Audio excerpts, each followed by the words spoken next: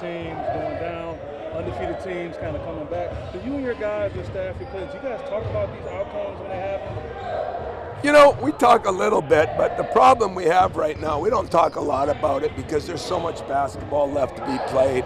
What I talked to him about, I talked to him more about football last night. You know, if you watch the Packers and the Bears, how important is a missed free throw? It's like a missed field goal. It's like a missed extra point.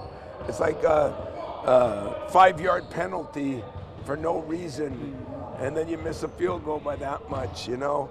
Then I looked at the Wisconsin-Michigan game. They missed 3 front ends of the 1-and-1. Now they still won. I looked at Alabama and Texas, and Alabama missed a bunch of 1-and-1s and they lost, you know? That's what I talk about because, to be honest with you, it's still early. It's confusing. I still think the 2 best teams could be, you know, Michigan and Purdue. Michigan with best talent, Purdue the best experience. Illinois also is very talented, and then there's us and Ohio State and Indiana and UCLA, you know, teams like that, Iowa that are still in it. So that's all we've talked about. That the thing that we're looking at as a staff a little bit more is the schedule. Who plays who twice? Who plays them once? Do they play them at home? Do they play them on the road? It's the only thing that is disappointing, and I don't even know where we are yet. So it has nothing to do with Michigan State. How's the Friday off? What's that? Speaking of schedule, how's the Friday off? How was the Friday off? Yeah, do you think it helped you too? Yeah, I think it helped my team a lot. You know, it helped me. I got sicker. So that was good. I should have just stayed home. But I went recruiting. But, you know, I just think right now, I said middle of December we'd know something. Kind of did. It's the middle of January. Do we know much more? You know, you see so many teams getting beat and not getting beat. I think parity's getting to be at an all-time. There's still the haves. There's the haves, there's the have-haves, and there's the have-nots, you know? It's like 3 or 4 different parts of every league, and our league has still got, I think they got 9 teams with 3 losses or less. So our league is still damn good. You get a first-time prep for I don't think you've played before in any facet. What have you seen from him that he's brought to Indiana? Well, Wilkerson is what he's brought. That's a big thing. His kid's a big thing. They've got a lot of guys that can score the ball. They shoot a lot of threes. They seem to be very balanced offensively and defensively. Very well coached. It's a good team, and a lot of it though. Wilkerson's getting 27 a game all of a sudden, and the Conroy or whatever, he's all of a sudden playing really well in the conference. DeVries is a very good player too, and he's a mismatch problem because he plays the 4. And so we'll have some challenges, but when you don't have the muscle memory of what a coach likes to do and tendencies, you guys have to dig in a little more. we do, but I'm sure they do too. You know, so there's no excuses. It's the same for everybody, but yeah, you know, it's a little more prep for us because we know nothing about him. You know, then he was at West Virginia, he was at Drake, but as I said, very good team that can really shoot it, shoots a lot of threes. It's a big part of the game. What are some differences with him versus Woodson? With him and who? But with his staff compared to Woodson, what they were doing before. Oh, I mean, what are the differences? It's completely different. I mean, it doesn't make it good or bad or right or wrong. It's just different players, different staff. You know, they got what, 9 new players? I don't know. Like a non-conference. Yeah, it almost That's not is. style-wise. Like what things they do that maybe they weren't doing before? Or anything? I think they shoot more threes. Personally, I think they're a little more perimeter-oriented and inside-oriented. They've got a couple good bigs, but they're bigs. They play a lot of 5-out, so they're way more in the perimeter. Even though Indiana's a football school now, is there something about playing Indiana basketball that still motivates you a little? It was my first win. My first Big Ten win was against Indiana. No, you know, I mean, Indiana is a football school now, but it's a basketball school too. I mean, when you think of the Big Ten, Indiana is one of the first names you think about, and deservingly so. They've earned the right to do that over the years. So it doesn't matter anyway. It doesn't matter the football. We're not playing the football team, thank God, and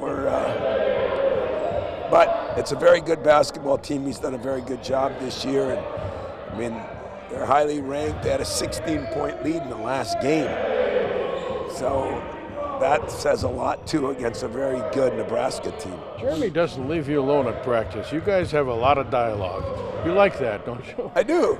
I like it more in practice, because in practice, it's always good dialogue. In the games, it's not always good dialogue.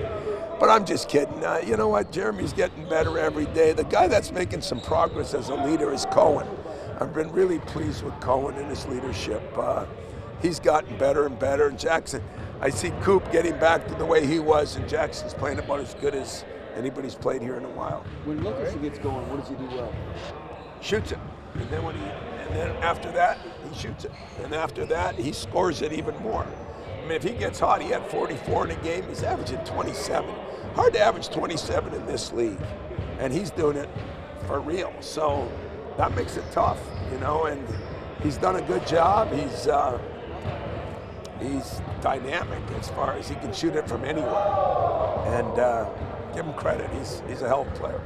Speaking of Jeremy, social media went viral. Probably one of the reasons why you don't like it so much. Talking about an interaction you guys had.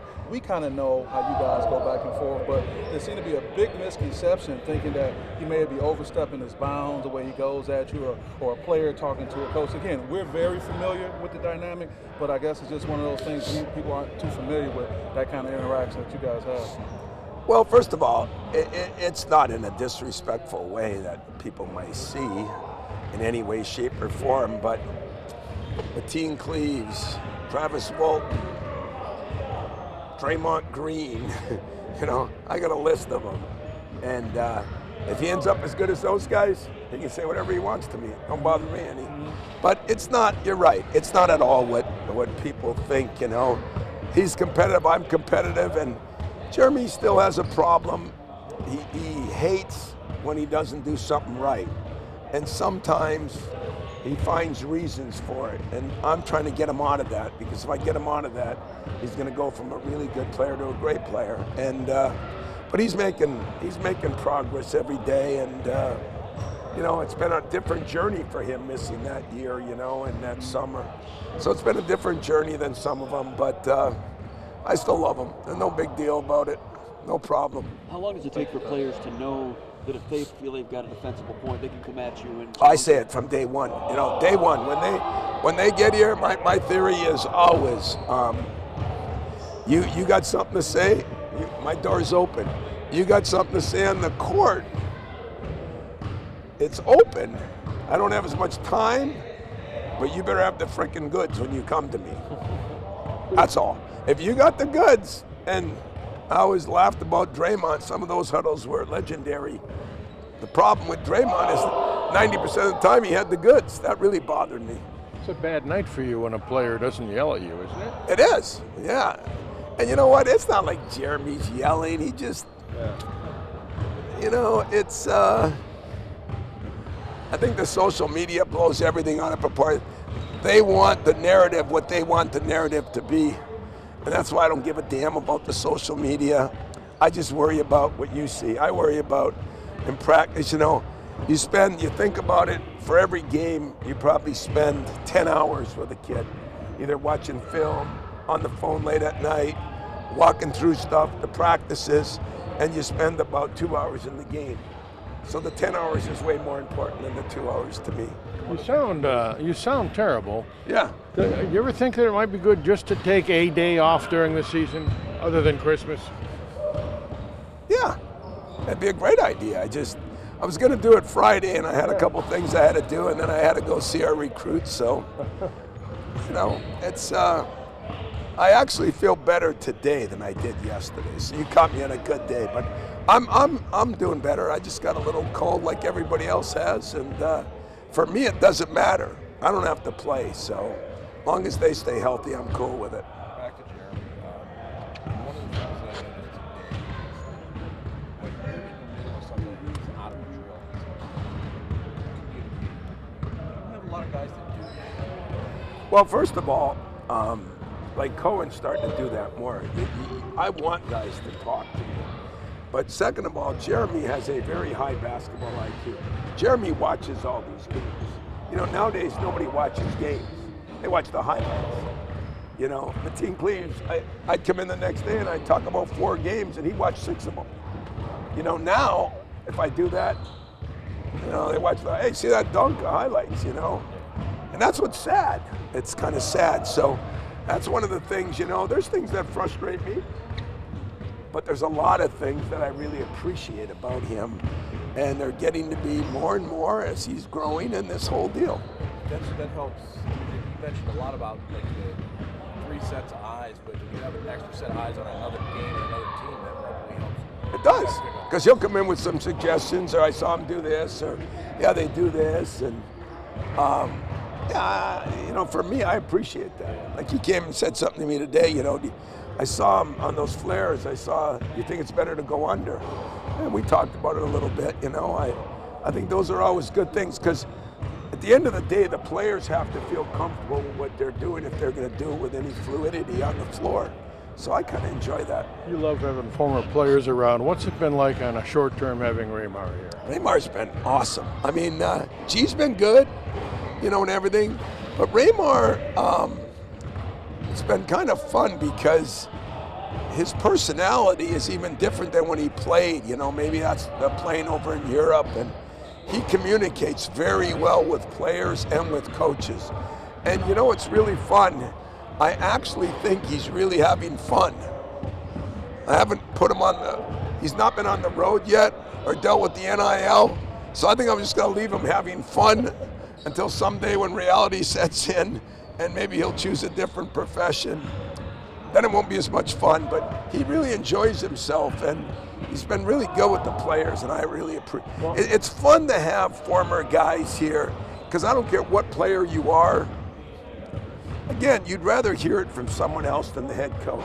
Just like you'd rather hear it from a friend than your dad. It's just the way it is, you know. It's been that way for 100 years. So I put enough people around me to make it better. Heck, nowadays you can play him, right? Oh, probably. I mean, he might have a 5th year. I don't know. Call the NCAA and ask them for me. They're real good at that. Just to touch on the German situation again, you said 100 years, and I'm joking. Does this have something to do with the fact that you've had so much time in the game that you have a level of confidence in the relationship with your players compared to quote-unquote younger coaches that can see that being an issue, but you've kind of seen it all respectfully, that, you know, that's probably why you look at it differently? Yeah, you know, I think, you know, we always get caught with old school and he's been around and has he lost it. There's another part to all this, that in anything you do, your profession, even